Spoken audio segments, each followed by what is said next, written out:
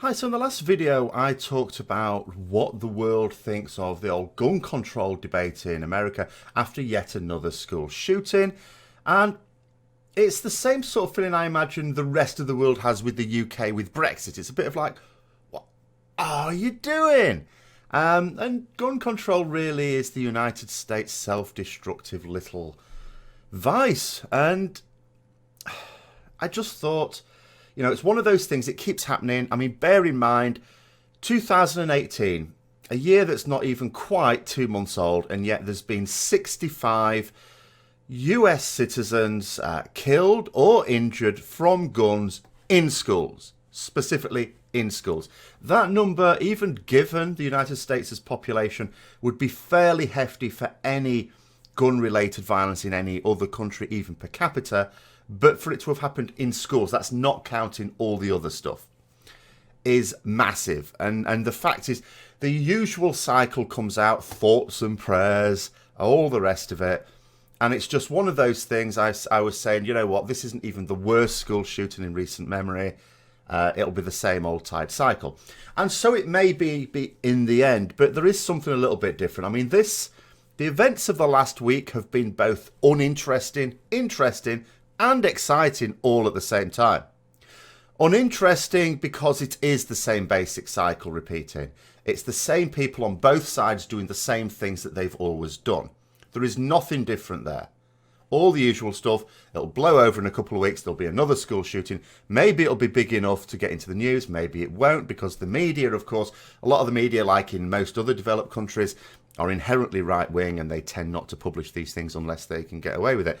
Now, interesting because something has happened. Even if nothing ultimately comes of it, something has happened, because membership of the NRA, like membership of any large organisation, what isn't effectively a union, comes with its certain discounts, because with a lot of members you can go to various companies and say, do you know what, do you want to give our members a discount?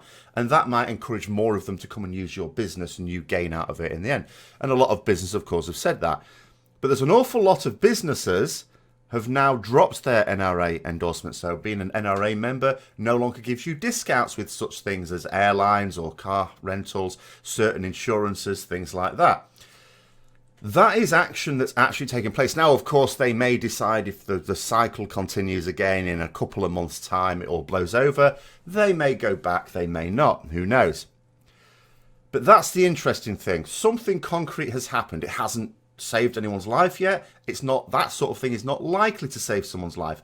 It's just got itself in the public consciousness. It's like the public.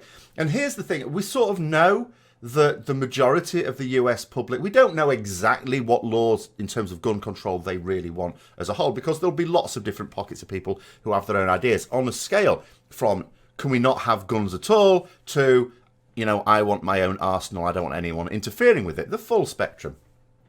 But there's a majority that would at least like some sensible gun controls, even if it doesn't apply to the majority of law-abiding citizens. But we also know that that's never going to happen, or it never would happen before now, because the NRA just basically pays bribes to enough legislators that this is never going to be a thing.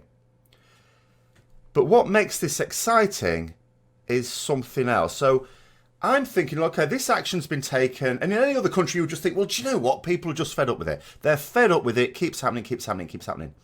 But it does keep happening, and it's with such regularity that why is something different now? It's not even the worst. Sandy Hook, many people would describe as the worst. Now, why is it worse? Because at the end of the day, a load of US citizens have been killed by a US citizen, or a US citizen in this case. Why is one group much worse than another? Well, it comes down to the fact that it's in a school. People will look at the news of, say, a mass shooting or an individual shooting with grown-ups, and it's like, oh, that shouldn't have happened. When it's in a school, all of a sudden, the level of seriousness is raised much higher, for whatever reason, okay? A psychologist can answer that one, I don't know. But if that's going to be worse, if the fact that it's in a school is going to be worse, surely it's much worse that it's much younger kids, as in Sandy Hook. But here's what I think is the difference. The difference is Sandy Hook was very young children. What were they going to do about it? Or the ones who survived? Not a lot. They suffer PTSD. needing counselling for a good long time. Some of them may never recover mentally. What happened here is the people affected were much older, close to adulthood. They were able to protest directly. And they did, and they have. So much so that parts of Texas are trying to prevent students. There are schools in Texas, I've seen on Twitter over the weekend, are trying to punish students who protest against the current gun laws. They have threatened to suspend them if that happens. Now think on that. That must mean that there's a large swell of that demographic that is sick of it. It's not that America is suddenly now sick of it. It's specifically that demographic has risen up and said, this isn't good enough. And some change has already happened. And this is what's exciting. Because that implies that you've now got potentially a generation that are actually going to stand up for themselves and say, no, we're not happy about this. We're going to ask politicians questions. If we're not happy with the answer, we're not giving you our vote. We're going to vote for someone who gives us the answers we want. And when they get into power, they had better commit to those promises. They'd better do what they said they would do. Otherwise, they're straight out again. That's what's exciting. That is democracy. That's what the original democracy was in ancient times.